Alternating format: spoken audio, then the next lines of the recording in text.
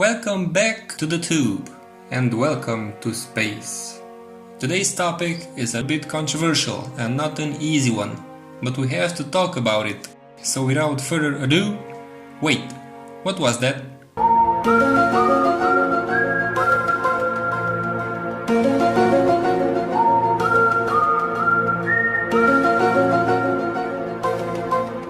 Yeah, what you need to know about them. Where are they coming from? And why are they bothering us? I mean, visiting us. Stick around because I have a special guest talking also. And sub if you like, because I have a lot more to share with you. To start off, I want you to ask yourself, what makes us so special?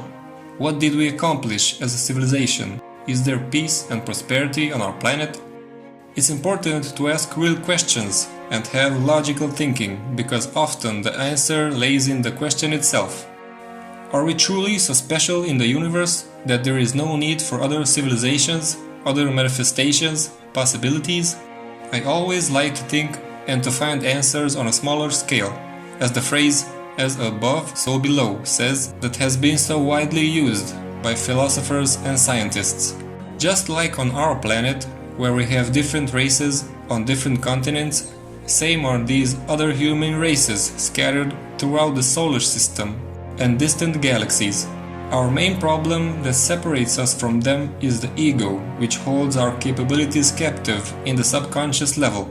So instead of having facts and real experiences, we believe in made-up sci-fi movies that are far from the truth.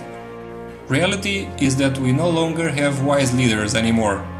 What we have instead are figures who seek only power and control over the people.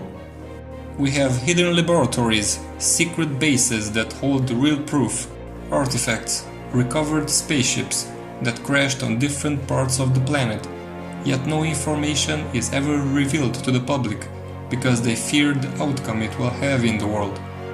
So they keep us in darkness and in the illusion that we are all alone, when in fact we are part of a large cosmic family.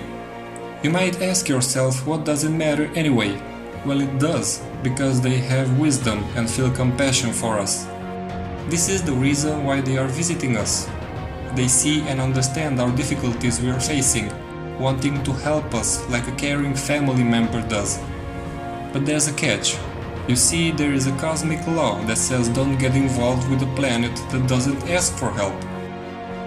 Especially with a degenerated one like ours, and they abide by that. They just observe us. So they are coming mainly from Venus, Mars, Mercury, but from other solar systems too. Meanwhile, nobody is paying any attention. No, we are the ultimate civilization in the universe, we say. Heck, nobody created us, we created ourselves. The monkeys did. Yeah! And we bang our chest when instead we should bang our heads to the wall so ignorance leaks out. Sorry for bashing us, imported humans. But that's how we think. A lunatic can never be treated until he admits he's insane. Look, millions of cosmic ships are traveling in the infinite space.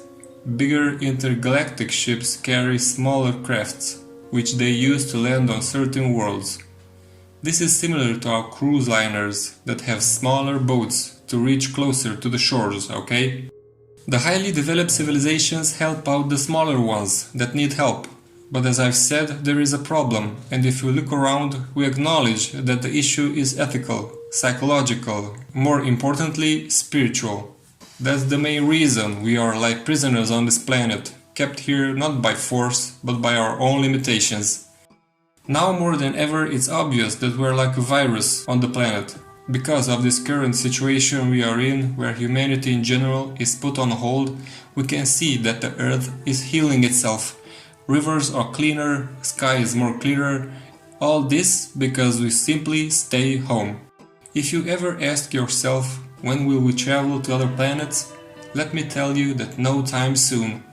And not with our spaceships, they will never let a maniac out in space, they've seen what we are capable of. For example, what mouse would ever build a mousetrap for himself? That's exactly what we are doing with our atomic nuclear bombs. How stupid is that? It will be much easier to open up to the possibility of their existence and ask for their help than to waste time and energy trying to build dangerous rockets on our own. So next time when you stare at the night sky, keep in mind that those shiny objects are not all stars. They are planets in our solar system, distant suns from other solar systems, and where there is a sun, logic will tell you that there are planets moving around it, as for nothing in space is ever useless. Now these otherworldly beings are also telepathic, thus they can hear us, so by having kind and friendly thoughts about them, we can attract them, because thought waves travel through space in seconds, and if they see that you deserve a visit, well then don't forget to share the story. I'd like to mention a few names on the matter of flying saucers and visiting other planets that could be of interest to you, and I'll put some links in the description below.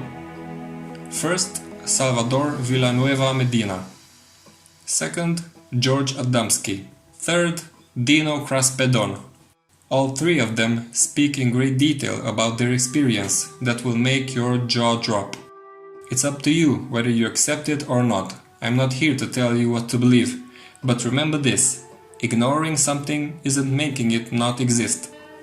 In closing, I ask you to listen to an eye-opening speech that Carl Sagan made back in 1990.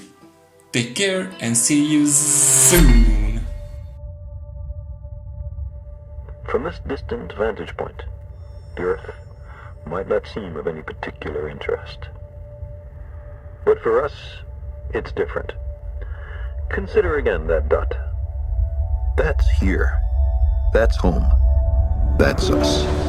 On it, everyone you love, everyone you know, everyone you ever heard of, every human being who ever was, lived out their lives. The aggregate of our joy and suffering. Thousands of confident religions, ideologies, and economic doctrines. Every hunter and forager, every hero and coward, every creator and destroyer of civilization.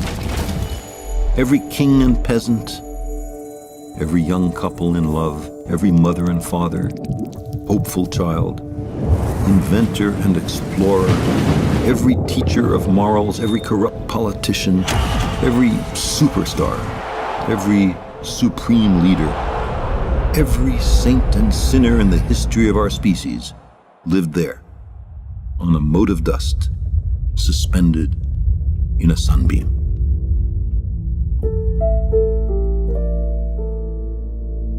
The Earth is a very small stage in a vast cosmic arena. Think of the rivers of blood spilled by all those generals and emperors, so that in glory and triumph they could become the momentary masters of a fraction of a dot.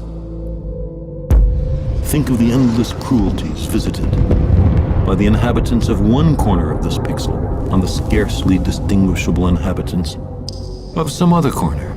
How frequent their misunderstandings, how eager they are to kill one another, how fervent their hatreds, our posturings, our imagined self-importance, the delusion that we have some privileged position in the universe are challenged by this point of pale light. There is perhaps no better demonstration of the folly of human conceits than this distant image. To me, it underscores our responsibility to deal more kindly with one another and to preserve and cherish the pale blue dot, the only home we've ever known.